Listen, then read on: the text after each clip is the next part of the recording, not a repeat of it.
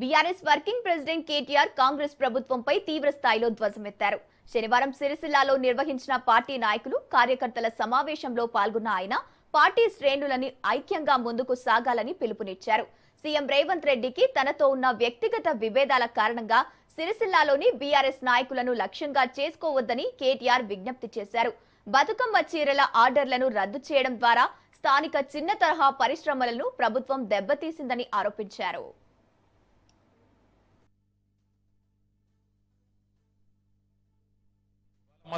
మస్తుగా మాట్లాడచ్చు. వాళ్ళ రేవంత్ రెడ్డి గారు కూడా తెలంగాణ ఉద్యమకారుల గురించి మాట్లాడచ్చు. మన మీదికి తుపాకీ తీసుకొని వచ్చిన రేవంత్ రెడ్డి కూడా మాట్లాడతాండి. ఇవాళ ఎక్కడికో రాలే కదా, కరీంనగర్కే వచ్చిండు కదా. ఆయన కూడా ఇవాళ తెలంగాణను ఆయనే సాధించినట్టు, ఆయననే పుట్టించినట్టు ఆయన కూడా మాట్లాడతాడు. మస్తు మంది మాట్లాడచ్చు. అంటారు చూడు డైలాగ్, టైం ఎట్లుంటుంది అంటే అప్పుడప్పుడు టైం బాగాలేకపోతే వానపాము కూడా నాగుపాము లెక్క బుసలు కొడుతుంది. గట్లున్నది ఇవాళ పరిస్థితి. మనకు తెలంగాణ తెచ్చి కష్టపడ్డది మీరు, కేసీఆర్ గారి నాయకత్వంలో పోరాటం చేసింది మీరు, కష్టించి చివరికి తెలంగాణ తెచ్చింది మీరు.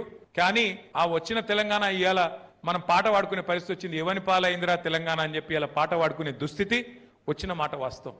ఇదేదో నేను ఉత్తగానే చెప్తలేను, ఆ లెక్కలతో సహా ఇప్పుడు నేను మీకు చెప్పే ప్రయత్నం చేస్తాను. మొన్న మీరు చూసినారు, పశ్చిమ బెంగాల్లో మమతా బెనర్జీ గారు ఓడిపోయినారు. వెస్ట్ బెంగాల్లో 95 లక్షల ఓట్లు అక్కడ ఎలక్షన్ కమిషన్ ఆఫ్ ఇండియా తీసేసింది. బీహార్ లో అక్కడ లాలూ ప్రసాద్ యాదవ్ గారి పార్టీ గెలుస్తుందని చాలా మంది అనుకున్నాం. ఆ పార్టీ ఓడిపోయింది. 65 లక్షల ఓట్లు అక్కడ తీసేసిండ్రు. తమిళనాడులో అక్కడ కూడా మన స్టాలిన్ గారు ఓడిపోయినారు. స్టాలిన్ గారు సొంత నియోజకవర్గంలో 80,000 ఓట్లు తీసేసిండ్రు. ఆయన ఒక 10-15 వేల ఓట్లతో ఆయన ఓడిపోయాడు. ఇప్పుడు 25 జూన్ నుంచి ప్రారంభమయ్యే కార్యక్రమం ఏదైతే ఉన్నదో స్పెషల్ ఇంటెన్సివ్ రివిజన్, ఇది చాలా చాలా చాలా ముఖ్యమైన కార్యక్రమం. ఎస్ఐఆర్ అంటే పెద్ద అర్థం కాని ముచ్చటేం కాదు.